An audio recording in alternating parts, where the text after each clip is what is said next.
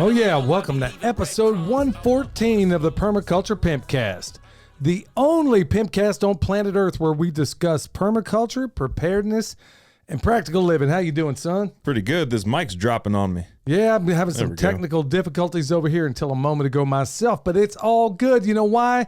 Because your mom just ordered about $200 worth of Hickory Ridge soap from homesteadingpastor.com. Turn that simp into a pimp. Bam! Also, Heaven's Harvest, y'all, 10% off with promo code PERMA, P-E-R-M-A. You're going to want to check them out for all your preparedness needs. We got some seeds down there. Everything, germination rate is phenomenal. And I can't support them enough. They also have a lot of great stuff in terms of your preparedness needs. And if you would like to tip a pimp, go check us out on the Fountain app where you can listen to all your podcasts over there. You can double the speed and listen to it all day long. But most importantly, you can tip a pimp. But if you would like to leave a comment over there, we also have that option as well. Right. Yep. A lot of people leave questions and stuff. Yeah. So if you want to leave some sats over there, you can do that. You want to, do anything else you want to do over there in terms of listening to your podcast. It is an awesome platform. Get right into it, y'all. Tip of the day, get them electrolytes, and I ain't talking about Gatorade because that is high fructose corn syrup. Almost messed that up. Yeah. It's the worst thing in the world, y'all. Gatorade really, really is. There's this stuff from Longevity that works really great, and it's basically vitamins. It tastes great. You put a little bit of lemon juice in there. I think it's called Rebound. Yeah. Isn't it Rebound? Yeah. Yep, Rebound. They made it for the NBA, and there is some really awesome stuff in there. I use this stuff. I'll be honest with you. Since I've adopted something of a keto and fasting lifestyle, I really don't feel like I need it. And then also Ike gave us these electrolytes. When I'm good on all that stuff, I mean, he was saying that one of the effects of it is that he doesn't sweat as much. I was going to save that because each packet makes up a gallon. So your mom was trying to get into it today. And I think she was going to try to put it in her little 32-ounce bottle. So I stopped her. I was like, hey, hang on a minute. We need to make this stuff a gallon at a time. And I'm going to try it because I'm on something of a fasting regimen. I'm right now on that week where I basically H.O.T fast for 4 days in a row. Then 2 days I fast for 24 hours. And then 1 day you pretty much eat what you want. So when you're saying H.O.T fasting for 4 days in a row, that means you're going 4 days without eating, or you're eating once every four. Yeah, I'm glad you pointed that out. 24 hours. Yeah, so basically I fast every single day for 16 to 18, sometimes 20 hours. So you only eat like one meal a day? No, I eat twice. I eat twice a day. Oh, okay. Yeah, so I'll eat maybe the first meal. It might be at noon, and then the last meal around 6 o'clock. So, and then if you want to have snacks and stuff in there, you can do that as well. Okay. It's just that narrow window. So basically essentially from noon to 6, that's the only time I eat, and then I don't eat anything after that. So, maintaining weight effortlessly, but I'm in that week where I go 2 24-hour days a week where I don't eat. And then on the other end of it, like when I switch up next week, I'll do, it says a 36-hour fast, but actually I kick it on up till it's more like 48 hours. So, And then that's what I'm saving, that electrolyte that I got from Ike. So Ike and Randy, I mean, they're really awesome people, man. I can't even tell you enough. Shout out to Ike and Randy out there. Yeah. They got some sweet puppies too. Yeah. And then they got some jerky out there in the fridge, which I'm about to. Is that what that is? Yeah. Okay. I got it from them, and I was like, I stuck it in the fridge just to be on the safe side. And then I kind of halfway forgot about it because I was sitting there thinking, okay, I'm going to beat up that Scrapple when I get a chance. Yeah. They got 3 different brands of Scrapple down there. We'll put a hurting on that. And I'm already having daydreams about when I get done with this 75 hard, which I'm like about 2 weeks away, I'm going to beat both of them 2 shoe fly pies up. And then I got that ice cream out there that they make special for me. It's 75 days to lose the weight, 1 to put it back on. You know this. And then plus on top of that, I've not had any sugar at all. What else do I got out there? That ice cream that she makes special for me.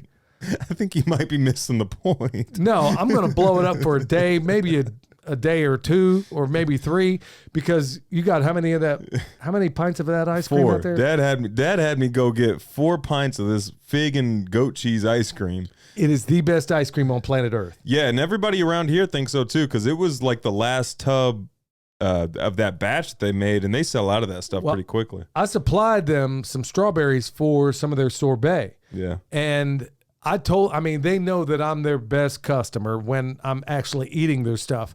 And so when they found out I was doing the 75 hard, they're like, okay, so what do you want when you get off? I said, you know what I want. Well, I told the owner, the guy, I told him how much progress you made, and he seemed kind of disappointed. Yeah. He's like, man, come on back here, he's fasting, fat boy. Like he's fasting now? Dang. Yeah. He ain't even eating. Yeah. So, well, it's strategic, and I don't feel like I'm losing anything. In fact, I feel better than I ever have. I was talking to Eric Sider about that, and that interview will come up here probably week after next, but I'm getting a lot of people that are out there saying, man, we've adopted this. Pastor Lon and his wife and a number of others out there. And I'm doing it also I was doing it mostly from a strategic standpoint. Now I'm doing it from a spiritual standpoint, but I'm realizing how little food you need. And I know I talked about this in great deal in the last podcast, but I remember like right now I'm in the middle of a 24-hour fast. And for me, cutting the time off at noon works best because you can kind of limp into the night, and then through the night you're still fasting, and then the next day it really ain't hard to get to noon. Yeah. So it's really not, especially if you're busy for that first half of the day. Yeah. If you're just sitting around, then you're going to get hungry. Right. Like in an office environment or something like that, you're just going to naturally get hungry. Well, for the longest time you were doing one meal a day as well.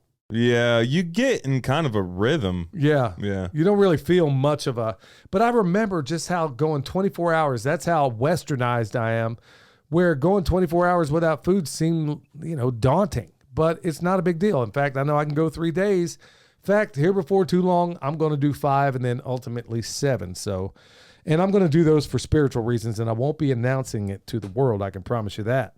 So, I won't be disfiguring my face or anything like that. Like just, the following in accordance with what Jesus said to do when you're fasting. I'm going to have to find out what you're talking about after this podcast. Yeah. So son, apparently you ain't dipping in the word like you all too. Well, no. I understand what you're talking about spiritually fasting. I'm saying you're not going to be recording it or like twisting up your face. That's what the part I'm talking about. Yeah. And, even Shakespeare talks about it, how, certain actors overact, like that Zoe Saldana. Every time I can't watch a movie she's ever in because she overacts every time. Well, Shakespeare talked about that sort of thing. And again, I'm sure he got his inspiration from Jesus, obviously. So on to the farm news. Went out there. What I was planning on doing, I'm not going to be able to do today. I was going to get more stuff. I've been mulching the trees and doing a little bit of maintenance, pruning and stuff like that. Yeah. And I will tell you, and I might as well just tell everybody out here as well, because as I'm going around there, I'm kind of anything that might have grown up through the mulch over the time, because some of the trees have been needing a little bit of attention for probably about a month now. And I'm, instead of just going out there, busting my butt and getting it all done at once, I'm doing it incrementally. But what I've been doing a little bit differently this time, it's actually what I've told people before, but I wanted to kind of reveal the results. So what I would normally do is all the comfrey in close proximity, I'd basically chop and drop and throw it on top of the mulch ring around each tree. And then I would cover it up with wood mulch. Man, I went down there this time. There are so many doggone worms in there. It'll make your head spin. Oh, in the mulch? Well, in the mulch that was under the tree to begin with. Because some of it kind of, if you're not on top of it, it'll just kind of spread itself back out. Yeah. Or Milk Boy's been over there running around, whatever the case may be. And then I'm like pulling it away from the graft union because I got stuff sprouting below the graft union. So I pull it back and I'm like, good night, man. Look at all these worms up in here. So did the same thing all over again, just taking my time, maybe 10 trees at a time. And then before you know it, I'll be off. I know a lot of people do this and save it in the fall, but like Paul Gauchi says, because I don't just use one inspiration for anything we do. Where it's applicable, I use Mark Shepard. Where it's applicable, Stefan Subkowiak. Where it's applicable, Paul Gauchi. And that's the method I'm using right now, where he's like, people were taking him to task about he'll prune anytime he feels like he needs to prune. And that's the kind of method I'm bringing to the race right now, using his method of pruning when I feel like it needs to be done. And it's worked out well for us for a long time. So that's the dog I bring to the race on that. So Paul Gauci, if you don't know, is the Back to Eden guy. And his methods are really, really... They work. They work for us. I'm hearing a lot of people, I've heard a lot of people say they don't work for them, but I'm also wondering, based on what I know, how many people are actually following the directions. Exactly. And that seems to be the biggest issue with any kind of permaculture technique or homesteading technique that does work. It's just it doesn't work when you don't follow the recipe. And that happens more often than not. Yeah. Whether it's somebody out there wanting to be famous or whatever the case may be, you'll find out, oh, I'll just tweak it this way and now it's my method. Just do the recipe. Man, Joel Salatin goes on this like nobody's business. Elaine Ingham goes on about it. A lot of other permaculture designers out there, it's like with Elaine, when you go through her course, you find out, because I don't even know how many times she states it throughout the course, follow the doggone directions. Yeah, follow the directions first and then make like alterations as needed. Yeah, so when it comes to mulching and stuff like that, don't get crazy. I mean, I've used a number of methods out there, and this one here, it works well for us. There's another method we used to do when we had a stationary or static chicken coop. We'd take all that stuff that the birds pooped on. I'd have a mulch ring around these trees 3 feet high, and it would go for 8 feet around some of these trees. Yeah. And those peaches were blowing up. That was the peach tree I was just thinking of, the one right next to the in zone 5. Yeah. That peach tree was absolutely, it was somebody else's property, but we had really good, awesome results. Until they wanted to be famous. Right. Instead of just getting really good at doing these methods, they wanted to get famous. And so things started getting, I mean, it was so stupid, y'all. I don't even have the words for it to even put chickens in zone 5 to begin with. Right. And, you know, that's what happens with a person that has more degrees than common sense. And it happens more often than you know. So I'm also training the trees along the way. Apples primarily. There's a couple of others that need training, but generally the pruning does a lot of it right there. So I'm training a lot of apples, just trying to get the branches where I want them to be. They're still young, and I'm not doing a straight up espalier, but Are you using those little attachments that you found? Yeah, I'm working on those. I'm using those little things. They seem to be okay so far. I don't know how crazy I am about them generally, but we're going to play with them and see what happens. So, composting. That's another thing I'm getting done, man. I have determined myself, and y'all, here's what you don't know about me, or maybe you do. When I determine in my brain I am going to do something without fail, it will be done. And one of the biggest things that I'm just absolutely fanatic about is composting. Oh, yeah. Well, you have to be. You should be, because I'm looking, and it's not just composting. I'm wanting to get it to the point I feel like I'm quite good at it. And I feel like that I still have so much further to go. And that's exactly where I am every spare minute that I have. I'm out there working on it, refining a recipe. And like I talked about on Patreon, sometimes your recipes are going to fall flat. Right. Like I went out there and got some alpaca poop, and this stuff didn't have quite the charge that I wanted. Yeah. And it's close to rabbit poop. It seems to be, and it's not quite having the charge that I wanted, but you're going to make those mistakes. So you make adjustments, and I showed people on Patreon how you do it. Just throw some green. Comfrey's really good at that. Yeah. Did it come back up, the temperature? I have to check it today, but it was up higher than it was. That's good. And so, yeah, we use Comfrey to recharge that stuff. It could be grass clippings, a whole number of things, a whole constellation of things you can bring to bear out there. But that's where I'm trying to go with the composting is really taking it to the next level. We got really great compost out there. We've tested it. The numbers are off the charts, and I want to make it even higher. And I want to show people how to replicate it. So that's really important to me. Another little thing of farm news, doing a little bit of electric work on the side, and always preparedness. So we're always in that, always got one focus, especially these days. And I've kind of found here lately that my podcasts have become maybe not so much fun as dark as of late. So I'm trying to lean away from that. Yeah, they've been a little dark lately. Yeah, because I mean, minus the bonus episodes. The bonus episodes provide some like relief during the middle of the week and stuff like that, I think. well, I'm going to try to lean away from that. I'm not going to steer away from the things that are important, but I'm not going to stay entirely focused, as I think I have been, on some of these things. We all know I don't know that we do all know what's going on out there. A lot of people seem determined to put their heads in the sand, but me browbeating everybody about it is not going to make anybody wake up. Like the glasses reference from last episode. Remember that? Like the glasses, Oh, the yeah. weight glasses, you can put them on, you can never take them off, and you can't hand them to anybody. You can't make anybody else wear them. That's a fact. That is so right on the money.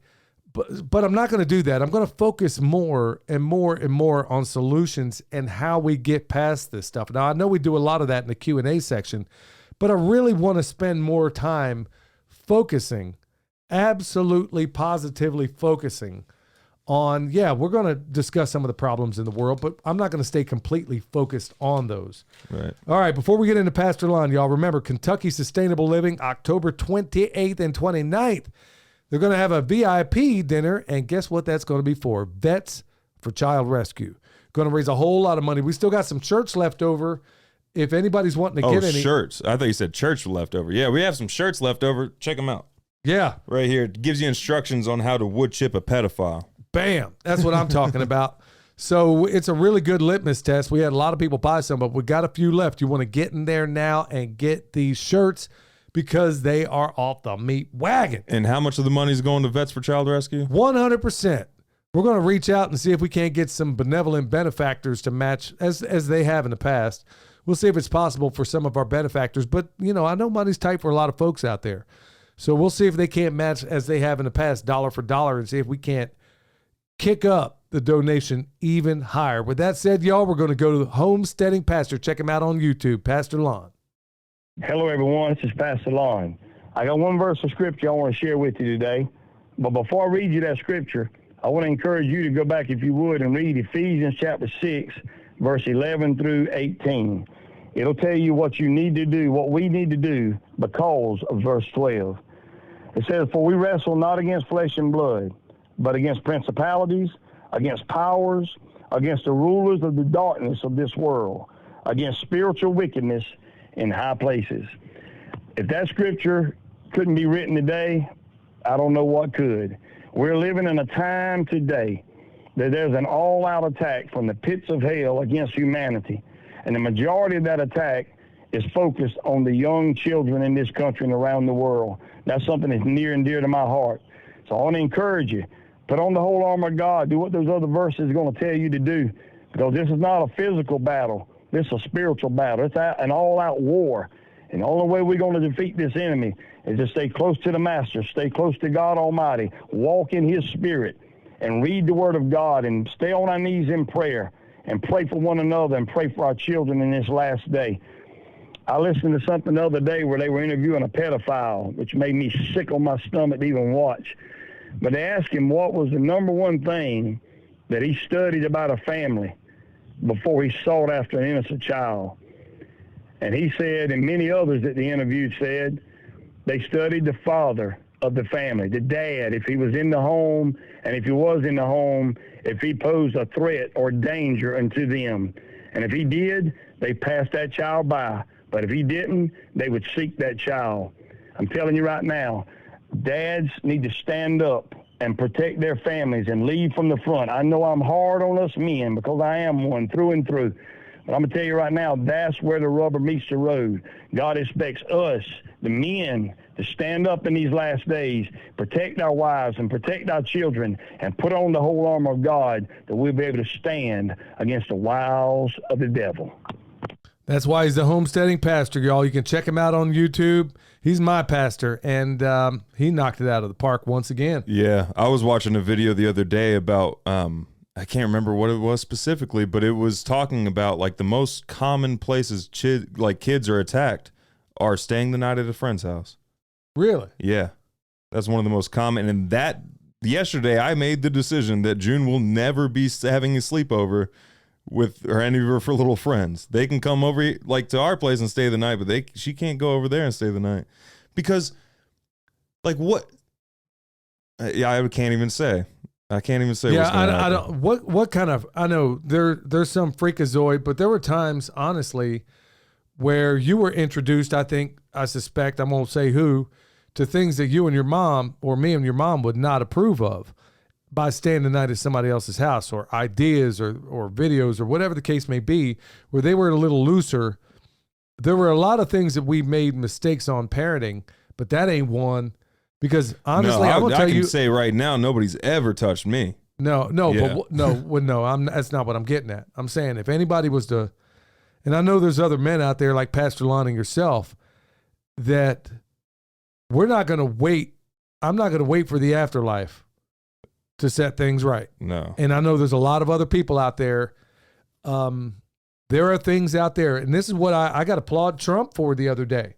I guess he watched Sound of Freedom, and when it was all said and over, he said, if he ever gets back in office again, he's going to make sure pedophiles get the death, or child traffickers get the death penalty.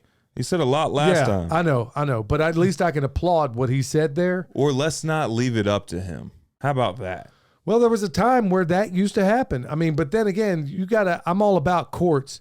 I'm all about people. But when it's somebody that like the one you and your mom came across back in Kansas, where I got his tag number on his car, had a friend look it up, come to find out this guy was a long distance pedophile, and he was from El Dorado, Kansas. Wasn't even supposed to be there. Wasn't even supposed to be there. Had a little pedophile dog with him. Cute little dog.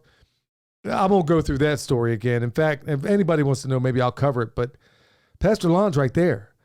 If they know the man has no presence, and there was a pedophile, I remember growing up, he was creepy all the way back then, friend of mine, absolutely, and all his cousins, nieces and nephews, this guy was rampant, and he got away with it.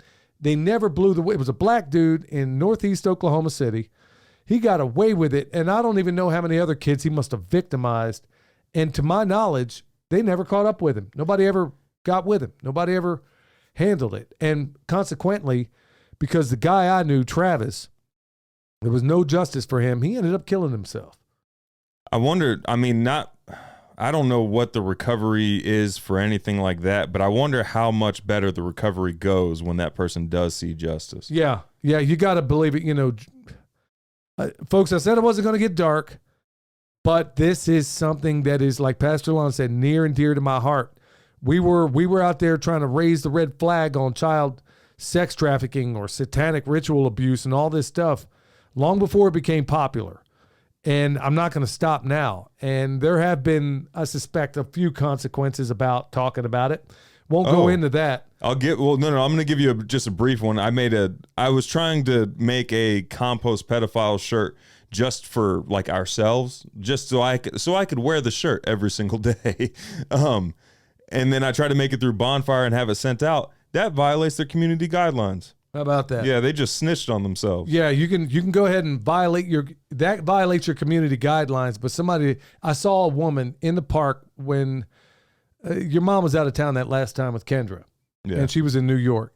So I was out there fasting. It was a long-term fast. I'm walking through the park, just trying to get another place, to look around and whatnot. And there's a woman, very disgusting looking woman, wearing this t-shirt, and I'll bet it was made by Bonfire or somebody like them, where it said, "Support your trans teen."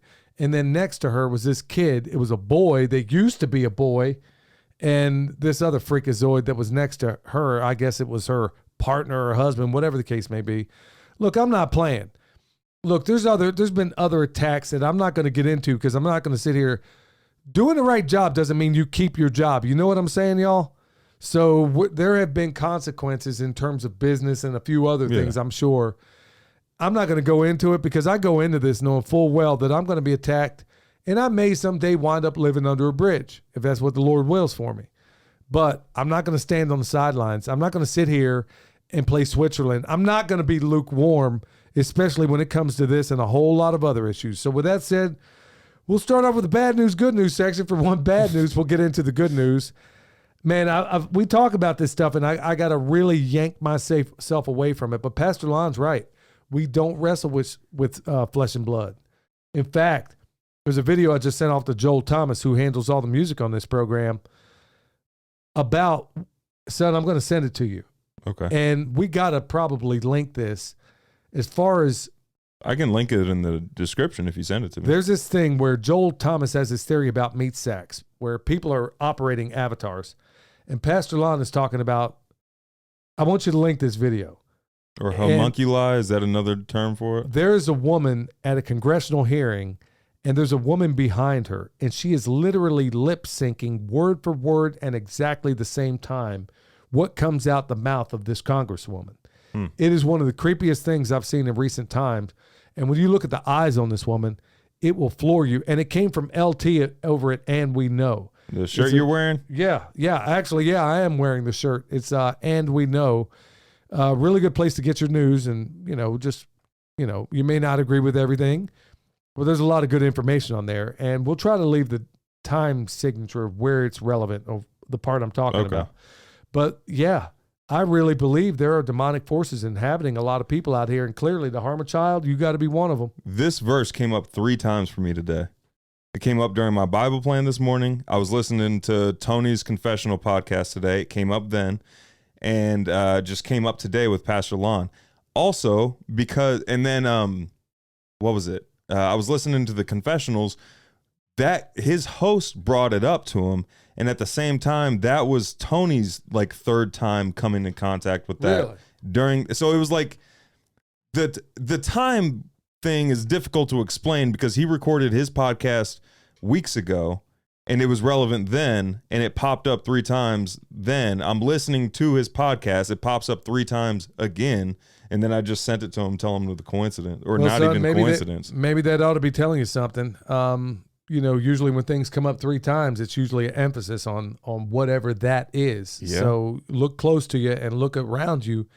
Everybody out there, we wrestle. I mean, how many times has Pastor Lon delivered a message for this program and it hit right dead to the center of what we were just talking about, and he had no idea. In fact, I've written back to him. I'm like, do you have a bug in this house? Yeah. Because it was right on the money. So, maybe we'll get called the Holy Spirit. No, I know. Yeah, I know that. But it's just, it never ceases to amaze me how the congruence just lines up perfectly. All right. So the bad news, good news right now with all this heat going on around, level 1 electric grid emergency declared right there in the Northeast. So, pretty much every state surrounding New York and or mostly Pennsylvania and Ohio is basically, they got all of the powerhouses working at 110% capacity, which is a little bit scary. And it also makes you wonder, man, what did people do before we had any reliance on this? Yeah. And so that's, and then I think about all the places where I've been in extremely hot environments, whether it was a jungle, whether it was a desert, and all these other places, and how we train for it.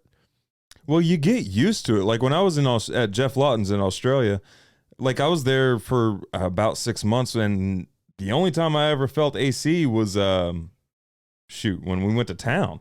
Like we went to a restaurant in town or something, like a store, but they didn't have AC in any of the buildings. I was living in a tent, so that doesn't have AC. You really, like you said, you really do get used to it, especially in a lot of these very, very rough environments, which, your mom and I and yourself also have spent a fair amount of time in all these places.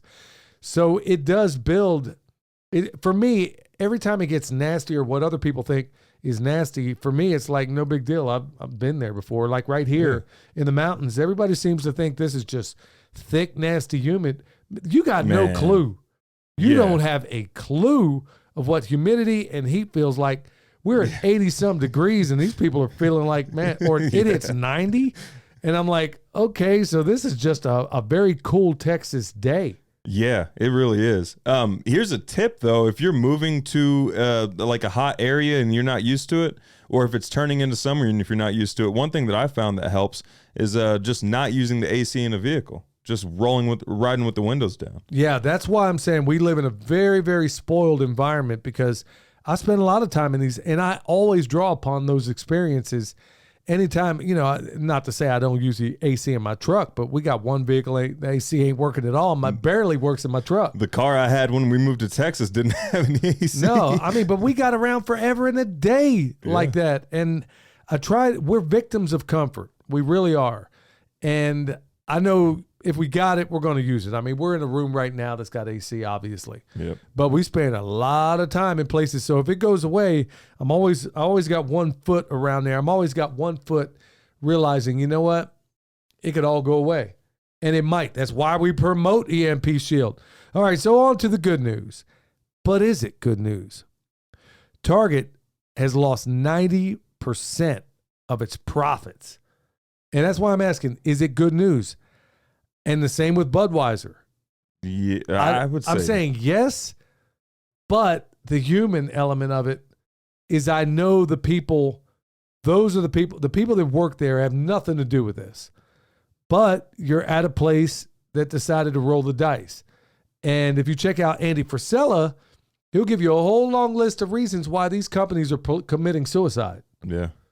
Yeah. And it's the only logical reason that makes sense. You got Fox News now. Glenn Beck came out the other day saying that fixed news, I've never believed Fox News was fair and balanced or whatever they claim themselves to be ever since 9/11. And that's a whole nother story unto itself. But here we are at a place where these people are committing suicide. Fox News will match dollar for dollar any donation you give to the Satanic Temple. What? Glenn Beck was even talking about that. And he's like, okay, you got rid of Tucker Carlson.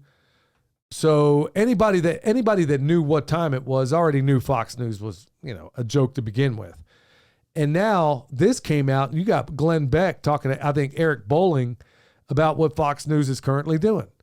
So they're committing suicide, but it's the human element through Budweiser, all these distributors out there that ain't got nothing to do with this. All they do is drop off drinks at places. Mm-hmm. They're taking it in the shorts, and the people that work for them are doing the same. But I am liberty-minded, and I know the market will provide. So people are going to get their beer drinking needs from some other source, I'm sure. I'm sure people are not abstaining at this point. Y'all should have switched long ago anyway. Whatever you're drinking out there, I'm sure it's going to go to another place, but it's the human element.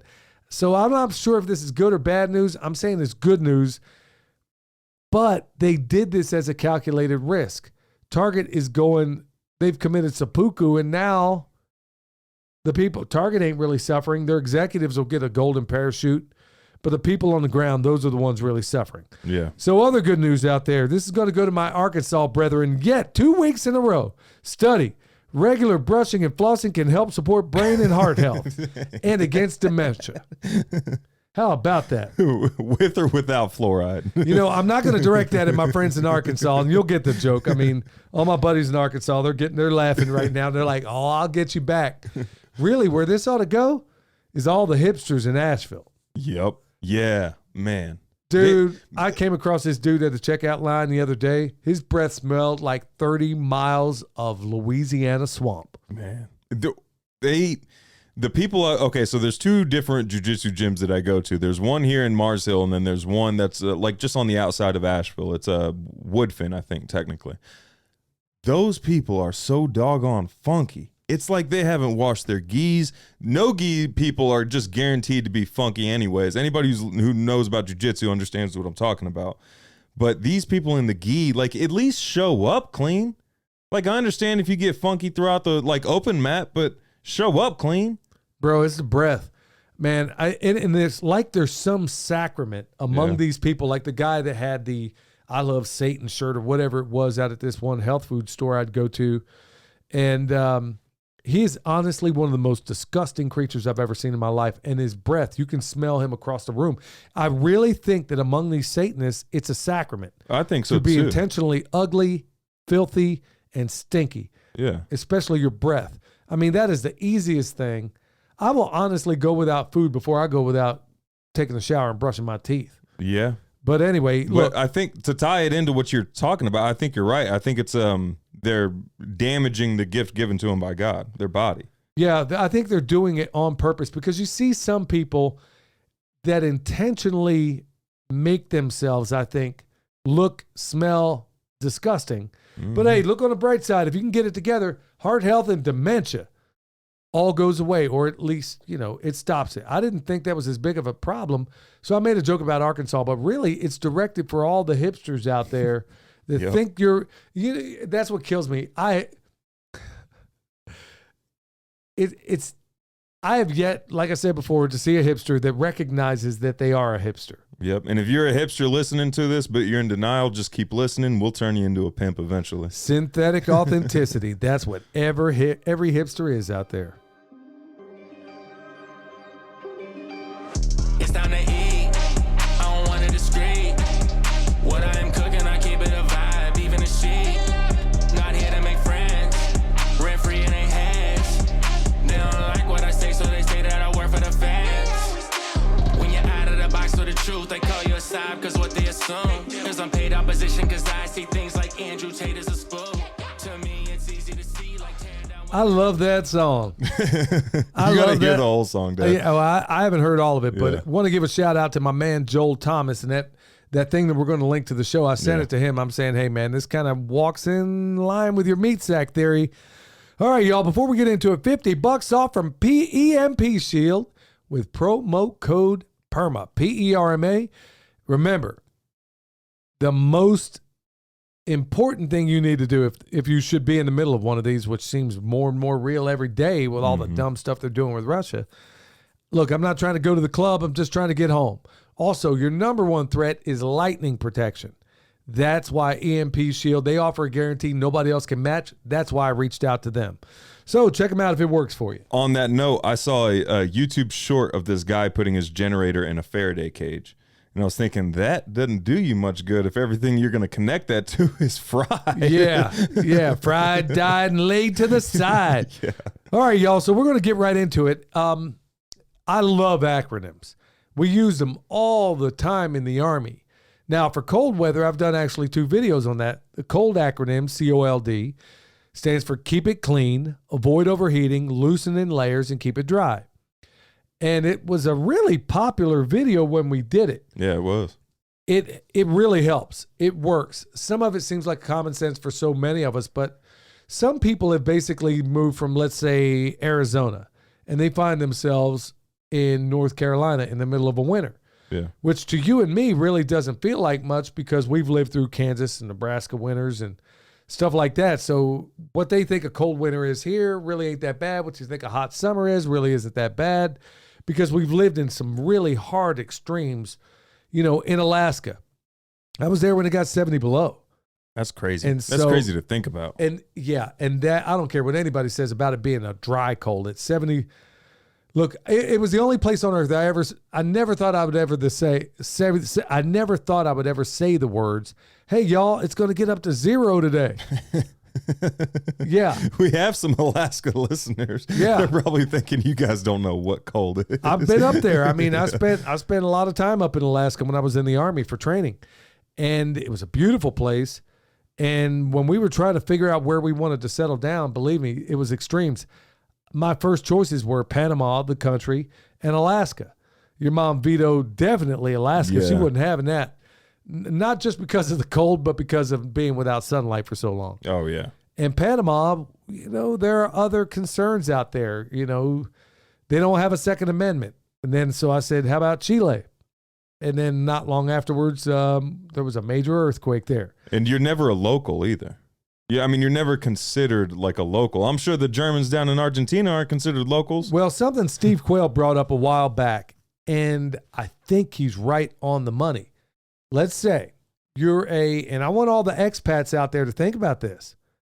Let's say you're in one of these places, and all of a sudden the dollar does what we know it will do, and you're in one of these places when it happens.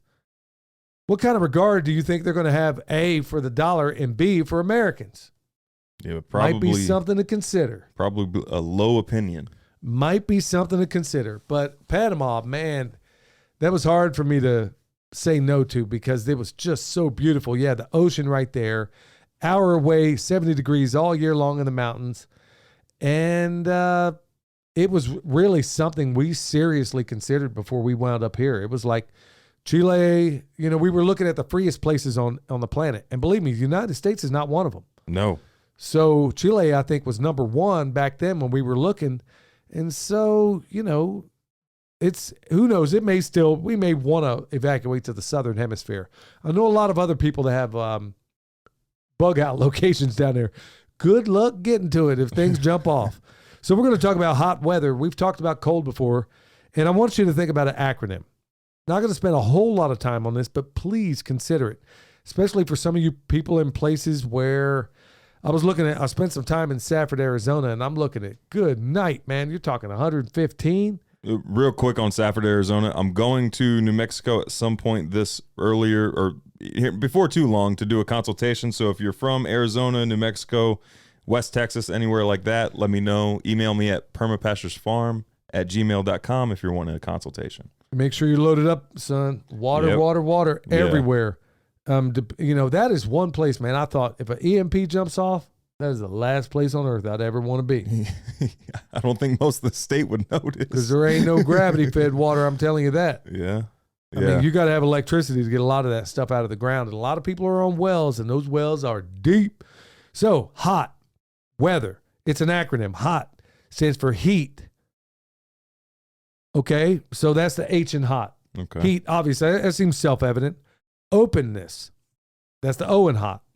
So you want to wear loose-fitting clothes. Look, when I was in the middle of the desert in the Middle East, it would floor you how the Bedouins out there would be covered in black, head to toe, and then for lunch, they're doing things that you and I couldn't do.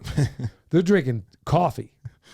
Yeah, I straight wouldn't be up drinking hot. And they're putting goat milk in there and salt in that coffee. I kid you not. It was unpalatable. So, but one thing that you will find from people that live there and also in very sunny places, they don't walk around in T-shirts. Not like us. That skin is covered. And there's a reason. And you will still, in one of those environments, I remember being in Army, ACUs or whatever the case at the time, you will still get tanned underneath that stuff. Really? Yes. Wow. It's not just your face. You will still get tanned underneath that fabric. So take a lesson. Remember, survival stands for size, and I don't need to look this up. It's in my cabeza. Size up the situation. Undue haste makes waste. Remember where you are. Vanquish fear and panic. Improvise. Value living. Act like the natives and live by your wits. Act like the natives. Yeah. So if you're in a place where you see a lot of Hispanic people running around that do outside work, look at how they're dressed. Yep. They all wear long sleeves. Very few of them wear short sleeves. So openness, you want it loose, and you want to be able to get some airflow in there. A lot of farmers do it the same way. The T in hot stands for time. Consider the amount of time you're out there. I know this seems self-evident for so many people out there, but if you're like me, you get on a task and you stay after it. I don't take, especially here in the mountains, I don't feel like it ever gets hot enough for me to ever have to get out of it. I really can't think of too many times where I ever feel like I need to do that. Yeah. But in some of the lower country, you're going to feel that. So be aware of it. In fact, set your alarm for designated breaks. They have what's called a wet ball index. I don't have access to that right now, but you want to make absolutely positively sure that you're rotating yourself out of that. Go sit in the shade, even if you feel like you don't need to. Believe me, it makes all the difference in the world. So hot weather is the acronym. The W stands for obviously water. Now, makes sense. It's going right back to what I was saying about those electrolytes. Do not drink Gatorade. It's just high fructose corn syrup. Also, it stands for water. Stay away from diuretics.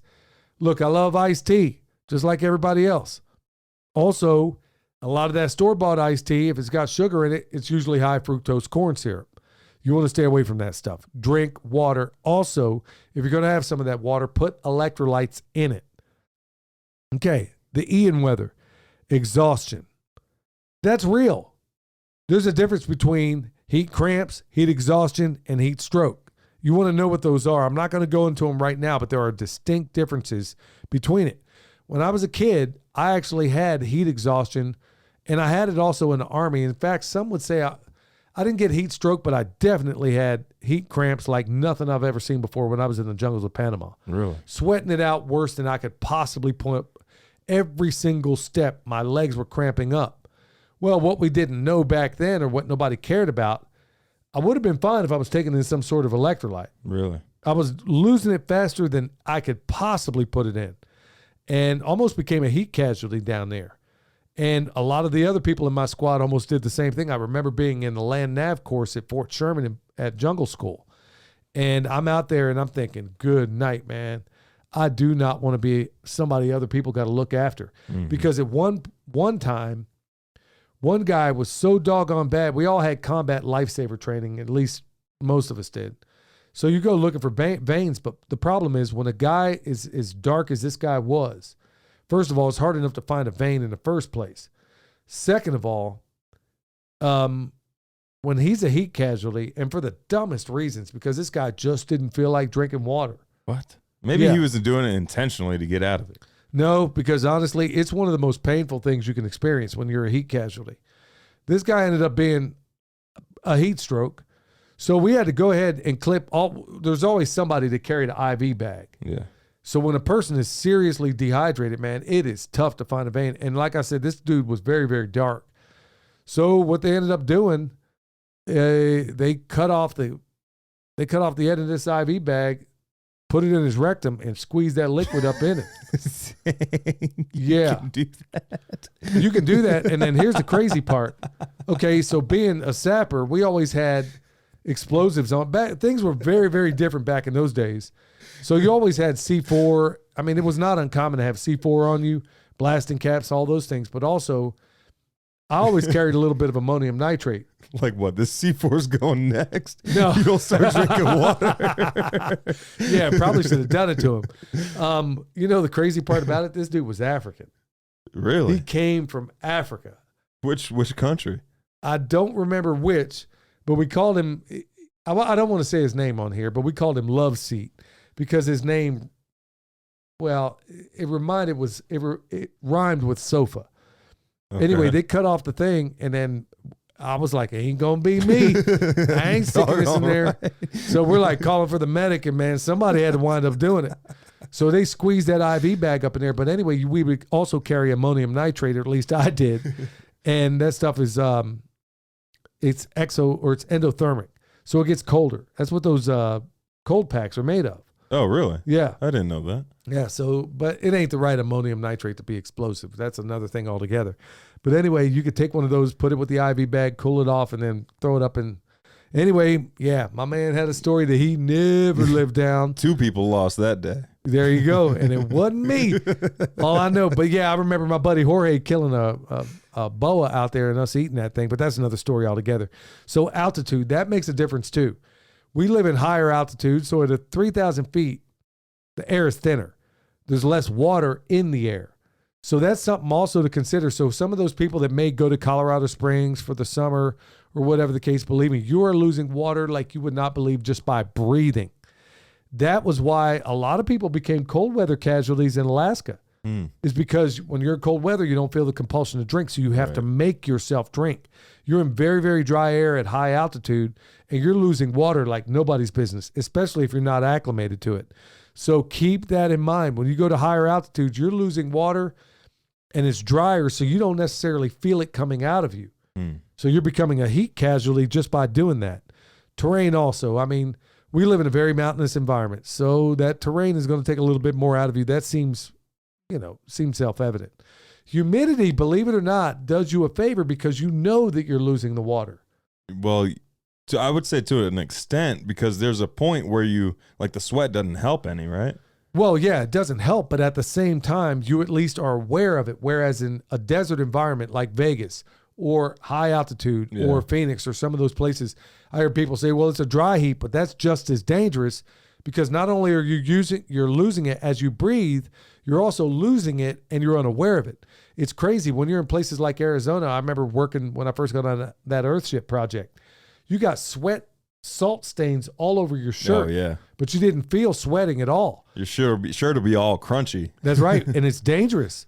It's really dangerous if you're not used to that environment. So keep that in mind. Also, the E in weather is going to stand for, environment, clearly. You want to be cognizant. If you're in high altitude like us, when you go to the low country, you have to be aware of it. And then resupply. Okay. There was a UFC fighter. I don't recall his name. He used to be middleweight champ. Was it Evan Tanner? Evan Tanner. Yep. Went out in the desert on a motorcycle. Went out in the desert, and he called himself, I mean, he was a pretty deep kind of guy. Had a lot of demons that he exercised, but he was a champion. And really loved to watch him fight back in the day. Kind of lost his way a little bit, and then from time to time, he dealt with some family issues. He went out in the desert, didn't have any resupply. He's on a motorcycle in the desert. I think the motorcycle malfunctioned. They ended up finding his body, and this is a guy that was in extraordinary shape. To be a fighter at that caliber, to be a world champion, you are on another level. But they found his body out there because he had no resupply. And judging by what it was, I guess he found a camp, went out on a hike, lost his way, didn't make it back to camp, collapsed, died. They found his body. Wow. Yeah. So there he was, like so many other people in the desert. He didn't make it. So if it can happen to somebody like that, you got to be thinking, y'all, hot weather. Think of that acronym every single time you're going out there. It's probably a lie like the rest. I've been took the red pill, but looking at the blue pill, fake steak tastes the best. But I'm looking for those pockets, the ones that think like me, but I'm looking for those pockets, where we can all be. Oh, yeah. Another shout out to my man over there at Van Tesla, Joel Thomas. And I think he's going to dig the clip I sent him. That song is called Pockets. Yep. And there's always a message in a lot of this stuff. So got one right off the bat from Justin. Good evening, family. This is one for William specifically. Great for anyone.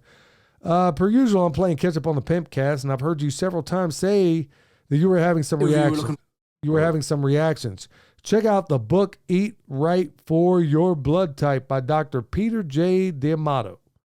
Love you guys and keep on pimping. P.S. Compost a politician / pedophile, same difference. I love the way you roll, Justin. Yep. Yeah, eat for your blood type. I actually, fun story real quick.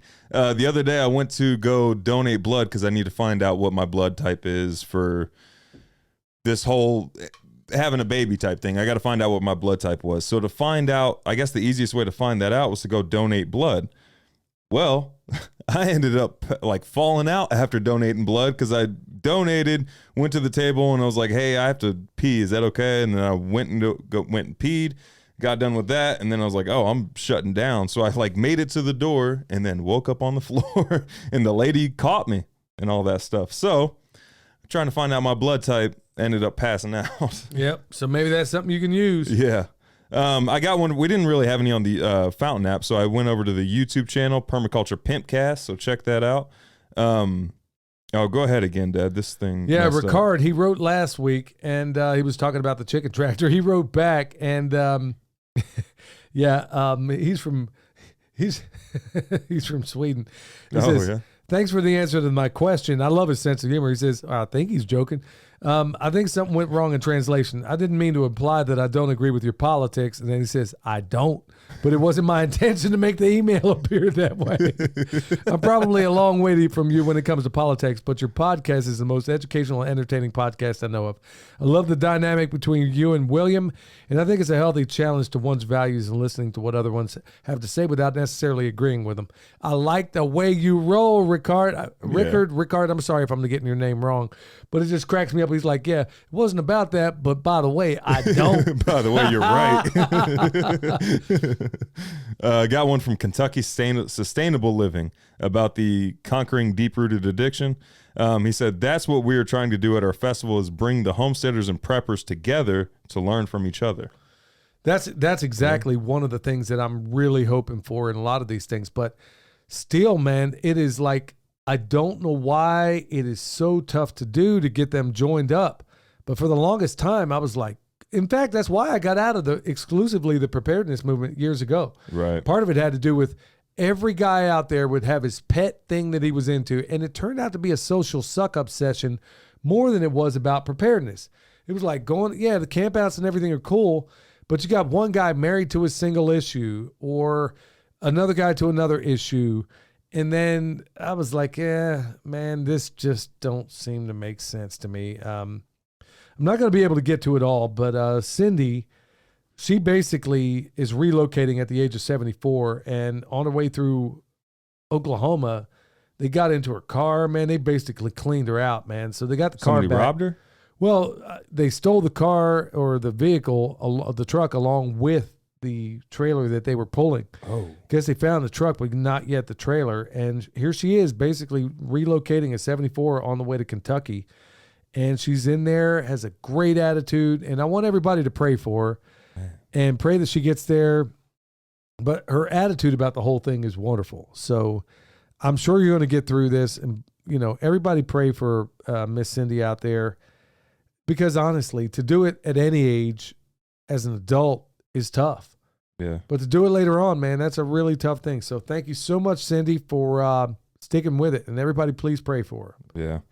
I got one from Carlene2728. I agree with William on this subject. I think she's talking about this is demonic digital assistance. I think she's talking about the AI being necromancy.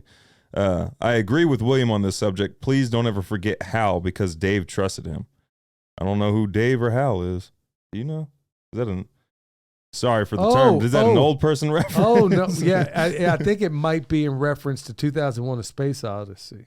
I don't know. I've never seen that. Hal, I that's the only thing that just jumps out at me, because I saw it years ago, and I think that may be the reference. I'm not sure.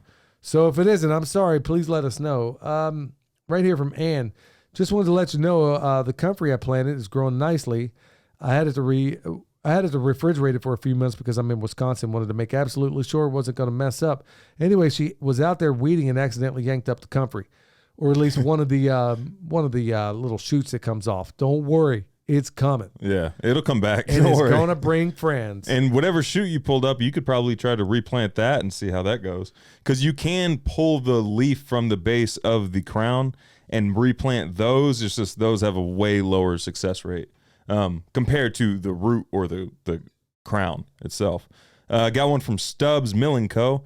Whoa, I never heard of the USS Liberty, nor that she was attacked by Israel. Wait, but didn't we give them some crap strip of land between Lebanon, Syria, and Egypt in 1947?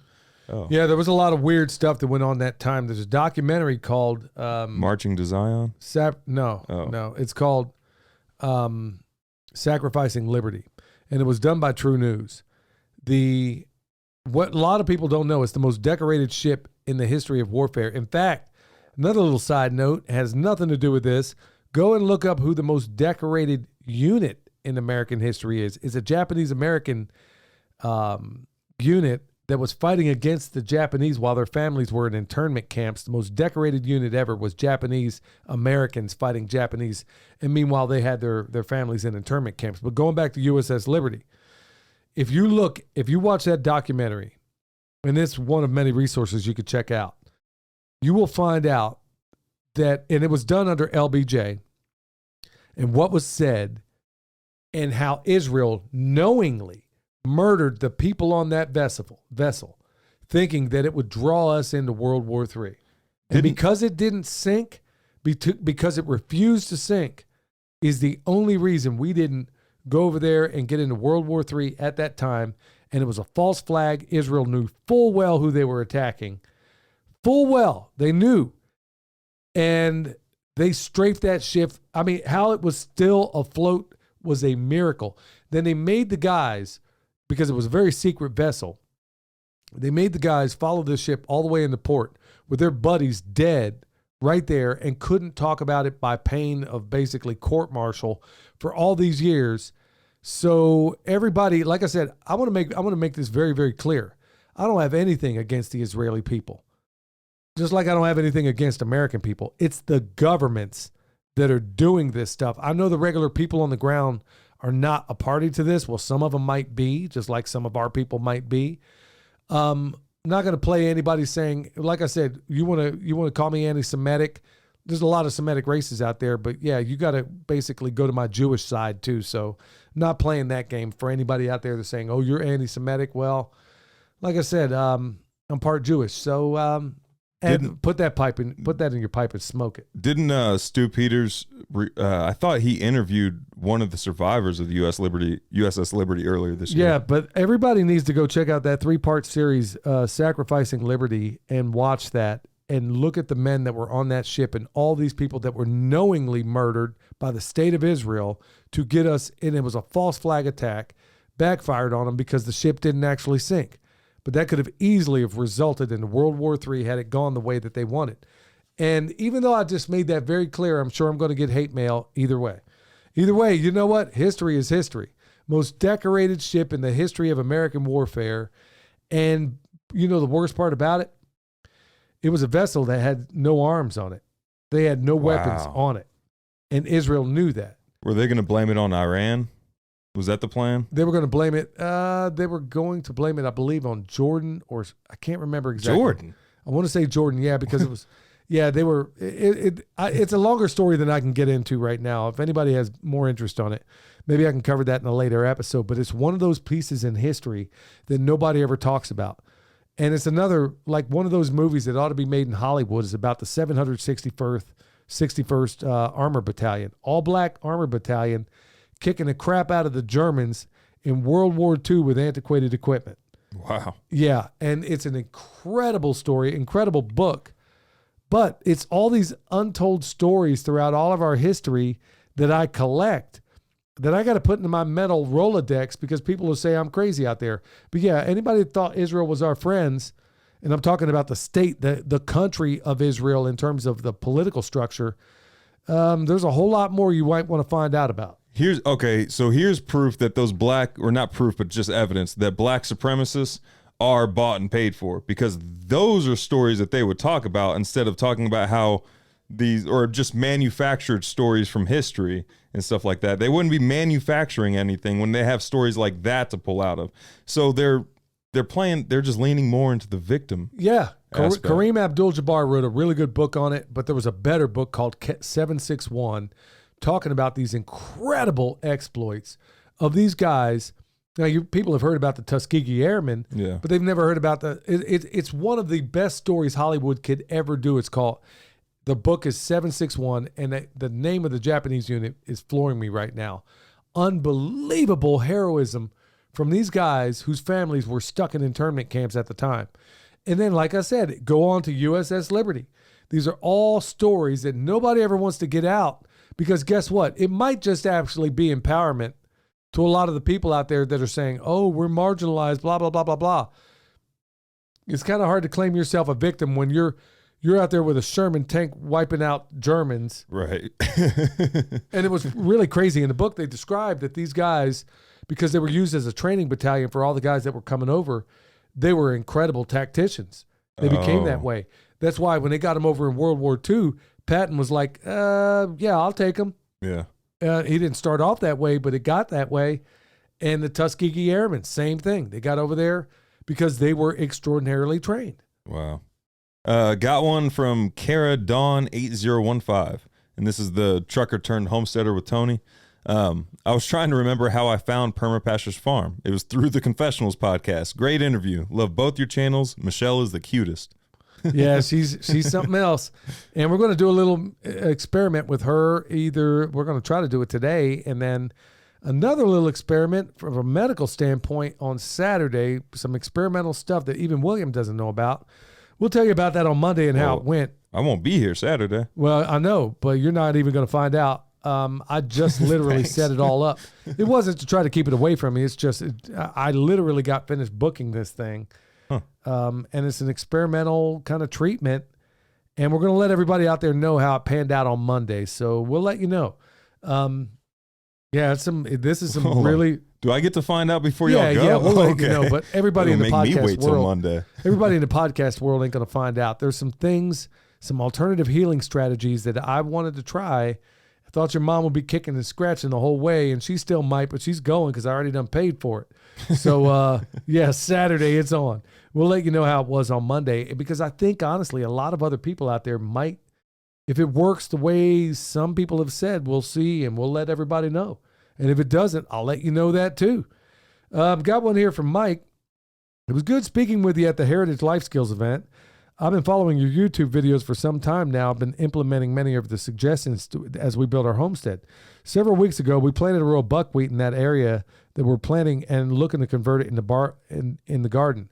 One thing about the buckwheat, no cowpea yet, I'm not sure how you're using it once it matures. Are you harvesting the buckwheat or using it as green manure? Great, wonderful question. And I wish I would have answered it in the video that I did. So in a nutshell, here's how it goes. I will plant buckwheat and cowpea any time in hot weather it will let me plant it. And I really don't care what stage of maturity it gets, because I've planted this stuff as late as September before. And I do it all for the sole purpose of getting structure in the soil, because I know both of them will come up in very inhospitable places. But if you can hit them with a legume inoculant or some kind of mycorrhizal, it probably is even going to help even more. And then when I hit it with some of the compost extract that I'm using, my germination rates go even higher. Well, here's the whole purpose of it. You can let it go, chop and drop it, use it as a green manure. Absolutely. I've done that, and that's what I usually do. Or I will let it get to maturity, no matter where it is in that continuum. I've harvested some buckwheat from last year. Yeah. Not the cowpea so much, but the buckwheat primarily. And I'll probably harvest some cowpea too that I do have getting mature on side of the hill. But it is better for me to go ahead and transform it with the pigs or the sheep. They're going to go in, they're going to eat this stuff. It will not harm them. And they're going to leave it better than they found it. And the cool thing about the sheep is that they won't take it all the way down to the base. They'll get it kind of low. They'll eat what they want. And then I will chop and drop the rest of it. So now I get the best of both worlds. I get the manure from the sheep or pigs. Pigs will root depending on the pigs. They'll go in there, get fed, leave the manure component behind.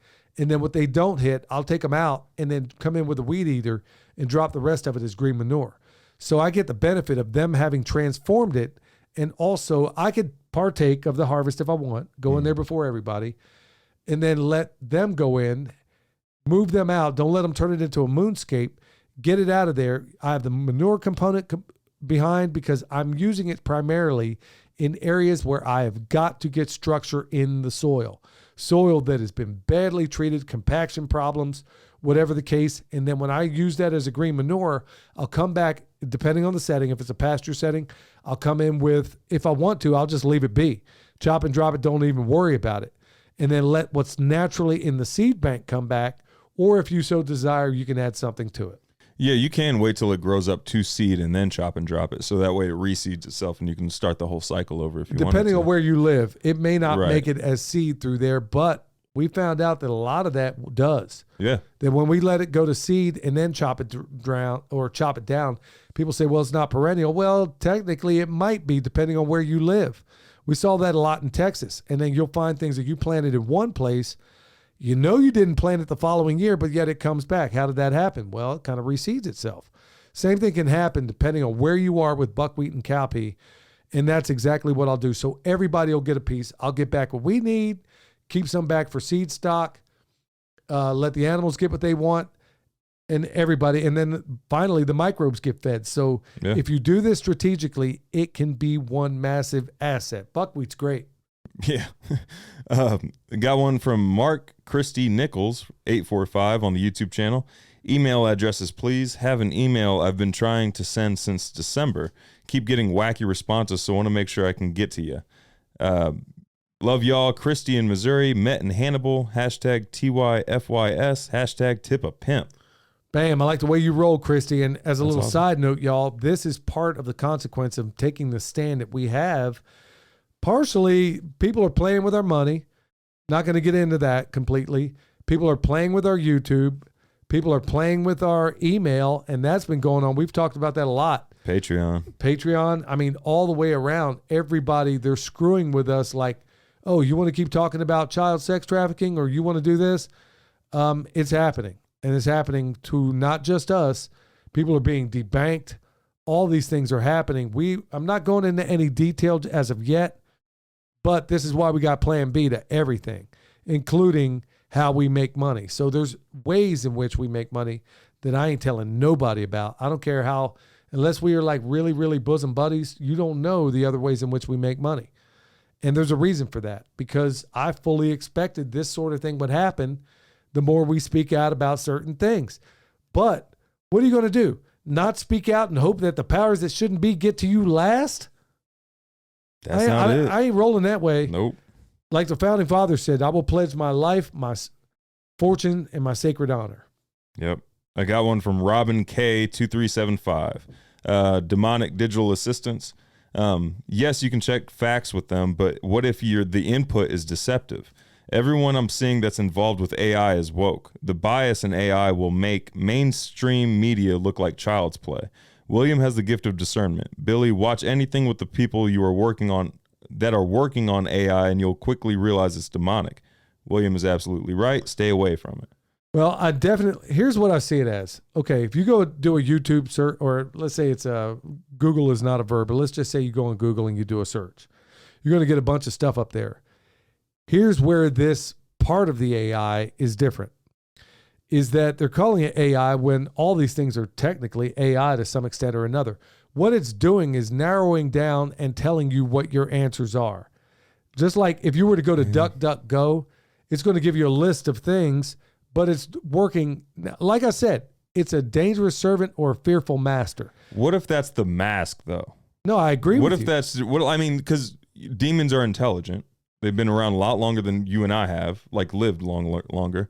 I mean, what if that is what if they're just waiting for the vulnerable ones to get on, or the unsuspecting ones that they can latch on to? Speaking of demons, I wonder if that's not what you're seeing in that video I told you that we're going to link down below. I think that, I mean, honestly, I haven't seen it yet. Yeah, you'll see it. Everybody check it out. You see it, and we'll try to specify the areas where you're able to watch it. And I don't doubt that they are inhabiting devices. I don't doubt that one bit. Like I said before, if you use this, and I've been very judicious, more as a research, I've got to examine it. Excuse me. I have to examine it, at least to some extent, to find out. You know, I'm not using the ring of Mordor, so to speak, but I'm like, okay. I just don't see the point in even playing with it when we have access to a far greater power. Like if there's a hint that it's going to be necromancy, which I think it is, I don't see a benefit in even messing with it. Like, yeah, it might give me quick answers, or it might generate. I could stop doing everything on YouTube today and replace it with AI. No, but I totally think it's. I totally agree. But like, at the same sorcery. How much sorcery is an acceptable level, or like when can you and can you not use sorcery? Well, I don't know that I've been given enough evidence to call this sorcery. What I'm seeing it so far, I'm still, you got to do everything you examine, you have to do grammar, logic, and rhetoric on it. So you're asking the who, what, where, when, why, and how. So under this grammar part, I'm doing the who, what, where, when. And I haven't yet seen enough evidence to lead me to now, I know that they don't just give you this stuff without there being, right, a string attached. And it might very well be that. But to a certain extent, I'm looking into it to examine it, to not be that typical Luddite out there that says this thing is awful or this movie sucks. Well, have you seen it? No, I haven't. Well, I have to look into it to examine it. And I haven't yet seen enough evidence that will lead me to that conclusion, although I am thinking that might very well be. At the end of the day, I got to read a book to get that knowledge. AI can give me a synopsis of it, I'm sure, but I'm getting their version of what should not be anything more than the writer writes it and I read it and I interpret it. But now I got a middleman in there. If I got an AI bot giving me the cliff notes of a book that I know I got to read. So I just think it needs a little more research on my end. You may very well be right, but I haven't yet seen enough evidence to lead me to that conclusion. Yeah, that's all I got there. All right, y'all. So remember, think about hot weather. Think of that acronym. All right. In all the things, y'all, examine it for yourself. And until next time, stay alert. Stay alive.